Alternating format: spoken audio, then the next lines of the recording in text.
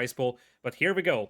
Game number one, ladies and gentlemen. Welcome to game number one in this best of three between MarineLorD and Vortix in EGC TV Winter Series semifinals. With me is Nili, and we'll have MarineLorD down south playing as the Blue French, and to the north is the Abbasid of Vortix in red. Hey, yo, everyone. And we already started to discuss this matchup quite a bit. Obviously, we are expecting the French player to go for some knights. He's also known to go for professional scouts, so lots of cavalry expected. But the big question mark simply will be Mr. Vortix and his strategy choices with Abbasid. Indeed, because the Abbasid civilization is somewhat unconventional in 1v1s, especially knowing that you have the options to go for Mongols, Rus, so there's a lot of powerful civilizations, and usually Abbasid is the civilization that just doesn't get picked very frequently in tournaments, simply because they feel a little underwhelming early games, so I'm curious to see how Vortex is going to approach this game with this civ. Yeah, indeed. I think it was considered to be number 7, number 8 or something in that ballpark for quite some time now after the last patch. But, well, maybe we will have some wild 2TC plays, then some Spearman defense. And the big power spike obviously comes in once we get the siege being built from the foot soldiers in Castle Age without any upgrades. That can be helpful indeed, because that is something that can help you push the opponent's base, especially being able to make springolds on the battlefield still helps, because even though the springolds have been nerfed, they are still the primary unit to take down the opponent's siege, so that is something to consider. And of course, the Abbasids have their versatility, so they do have the infantry siege upgrade for free in Feudal Age, so they can go for a very aggressive Feudal Age if they want to with Spearmen and Archers.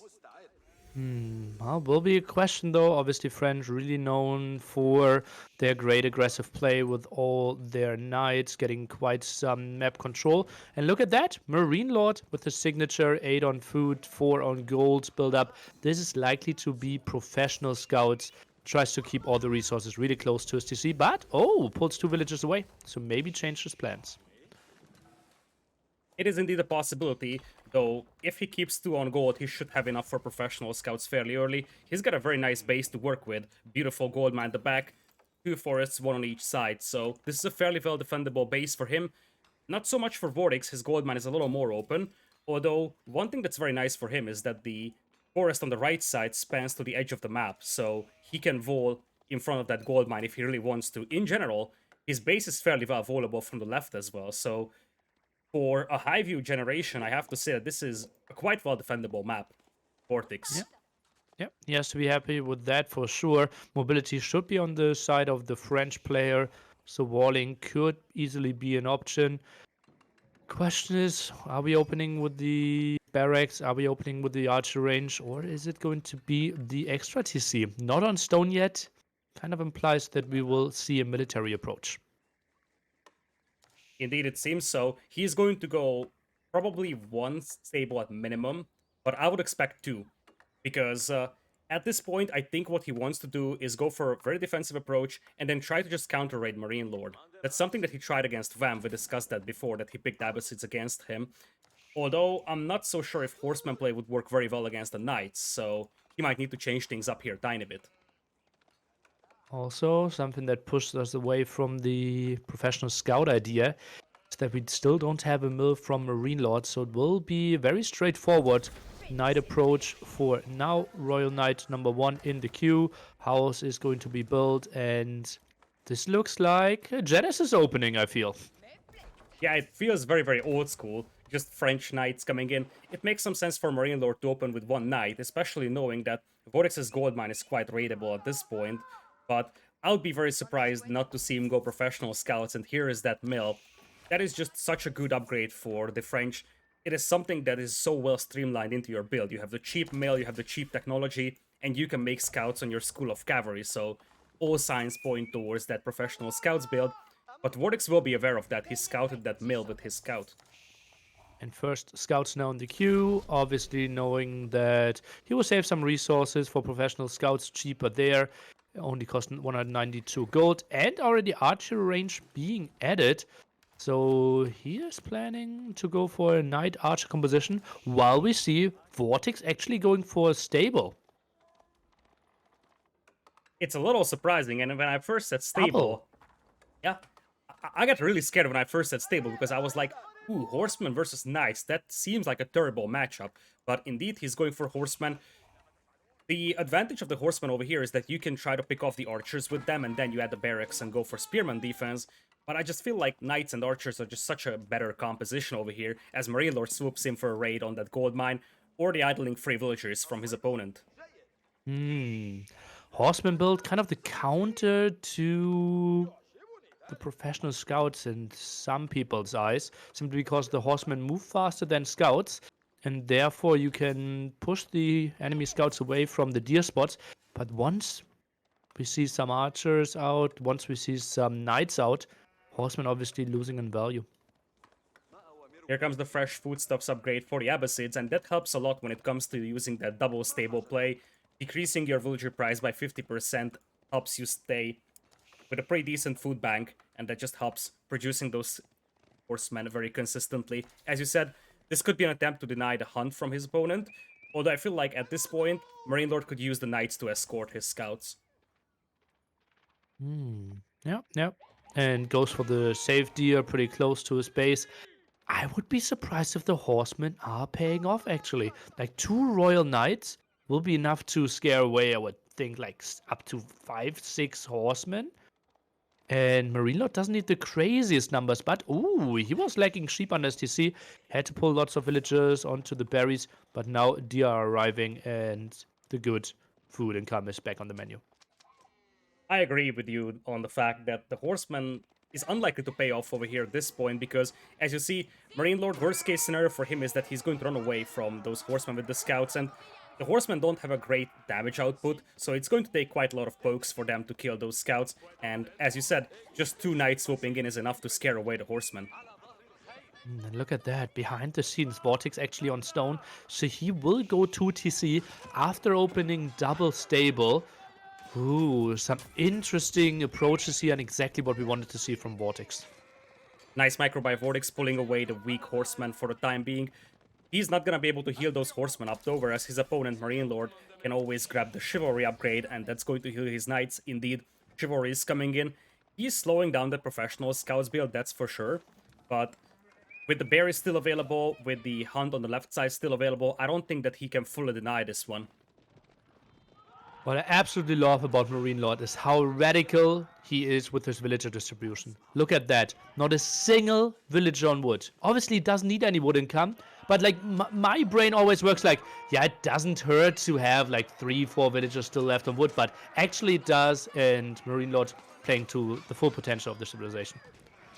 This is indeed a very unique approach, and one thing I noticed is that people with AoE 2 backgrounds are the ones that like to distribute the villagers a little more evenly, and people with like StarCraft and AoE 3 backgrounds are the ones that are just, okay, I'm gonna pull all my villagers from the food line. In the end, MarineLorD is going to lose 1 scout over here, but he's still able to ferry in deer, so I'm not really sure if this is paying off for Vortix, because as those knight numbers increase, and as the HP of those horsemen decrease, this is going to be more and more inefficient for Vortix.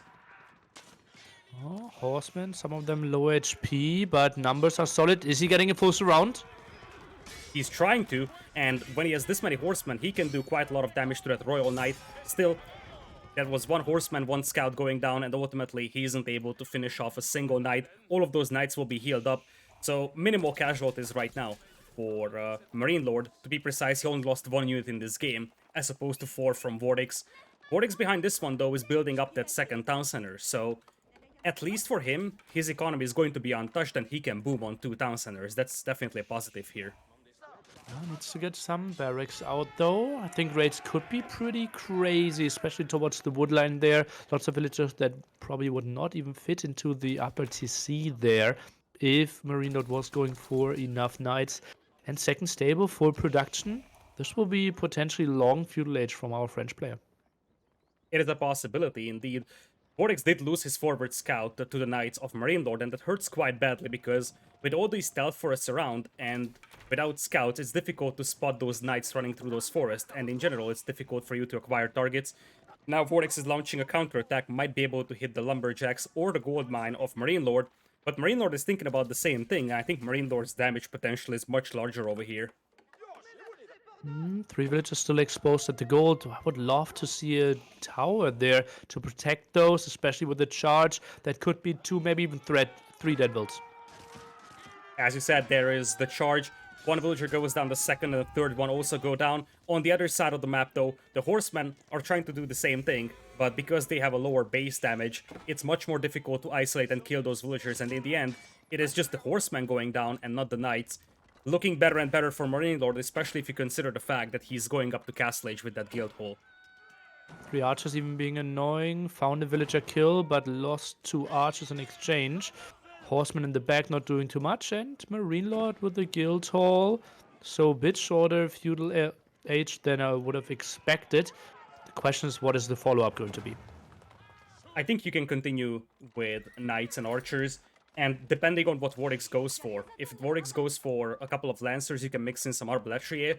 Looks like we have a lot of spearmen being built up over here for Vortix though, so probably knights and archers work very nicely over here. MarineLorD will scout all those spearmen out there. I'm curious to see if the spearmen have the phalanx upgrade, and the answer is that it is just now coming in. That's gonna make those spearmen very deadly against the knights, as those villagers are sort of cornered in here. MarineLorD is going to be... uh-oh. MarineLorD could be trapped in here, right? Let's see. Can he squeeze through? Whoopsie. Looped up before and squeezes through the trade post and the wood line. Interesting stuff. I would like to see more walls from Vortix. Otherwise, the raids will be uncontrollable for him. Your wish has just been granted. Here come the walls, and we have to say that this left side is just an absolute dream for Vortix. Look at this. There's the neutral trade post, a big patch of berries, multiple forests, 2 gold mines, and it is just so easy to wall off. As you said, this is almost a must-wall situation here, as on the right side we do have a couple of archers from MarineLorD still harassing the gold mine of Vortix. Notably, Vortix lost his mining camp on that gold mine to the knights, so right now he's carrying that gold all the way back to the town center, decreasing the efficiency even more. Knights coming in before the wall's finishing. Lidakor, this is so bad. Villagers are going to go down. Oh, boy, that's terrible. Those knights, now with the Castle Age upgrades and also being French knights, they also get a bonus damage after a successful charge, and those berry villagers are even more isolated. The spearmen were out of position, and that's going to be a lot of casualties for Vortix. MarineLorD is also blocking the wall foundation to allow reinforcements to come in or to allow his escape. Oh man, and it's 2 TC against 1 TC, but the 1 TC player is 7 villages ahead, still has all the map control in the world. Oh, that's something that should not have happened if you're a Vortix fan. Indeed. He's now up with the walls, but 49 villagers for MarineLorD, 41 for Vortix. He can of course catch up in terms of villager numbers, but that's going to take some time.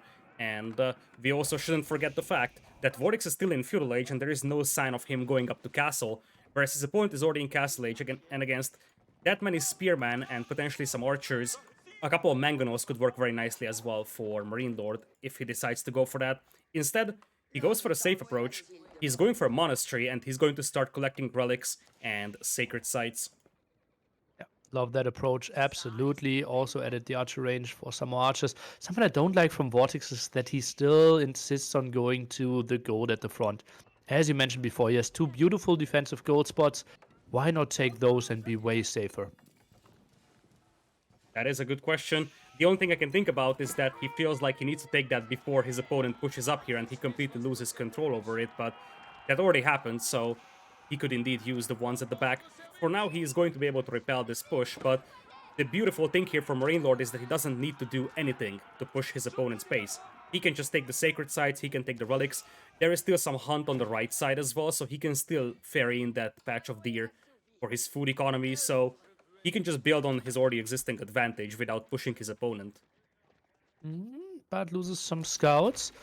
I don't really see a single monk on the map yet, or am I wrong? No, not a single one yet. So monastery, we saw a lot of potential, but it's not being used yet. You're right about that. There is not a single monk coming in. He also has a market to balance out his eco. Currently, he is on 2 stables, 2 ranges. Mostly going for archers, which makes a ton of sense because he's mostly up against the spearman, as Vortix is going to start walling off his right side. Also attempting to go for those bears on the front, which is a little risky. Directly in front of those bears, there is a stealth forest, and he has no idea what could pop out of that forest anytime. Yeah, maybe an outpost there could be something helping him out. Relic spawn, by the way, is something we didn't really mention. MarineLorD kind of surrounded by 4 of those relics. Quite nice for him. That is indeed helpful, although I feel like with the map control he currently has, the relic spawn doesn't really matter for him that much. He could pick up relics anywhere on the map, but as you said, it's a nice situation for him to be in. And he's got the Castle Age archers over the Feudal Age archers, so this fight is looking pretty good for him. Nice micro, pulling back the knights as the spearmen close in, and just focusing down those spearmen with those Castle Age units. This is looking really bad for Vortix right now. Oh, so many more villagers dying again here. Tower might not even go up. Oh boy, that's a disaster. All the villagers getting massacred, and the army of Vortix just completely disappears. And with that, he taps out of the game. Complete domination from MarineLorD in game number 1 over here. Oh man, and that's what I said, right? French in the hand of MarineLorD? They feel like the strongest civilization for him. He's so crazy good, he's so diverse, he knows exactly the ins and outs. Opened with the knight to counter the horsemen, knew okay, now with the knights I can get the professional scouts out, get all the economy for myself, all the map control. And Vortix, double horseman stable play into the second TC, didn't feel like the right answer. Indeed, not a single moment in this game has Vortix led in villager count. Every single time it was MarineLorD. Obviously, French training villagers faster helps as well, but ultimately it was the raids that made it happen. And throughout this game, he just had way better villager count than his opponent, and that just translated into way more economy. 4,200 gold as opposed to 1,600, also 2,000 extra food. Looked really good for Marine.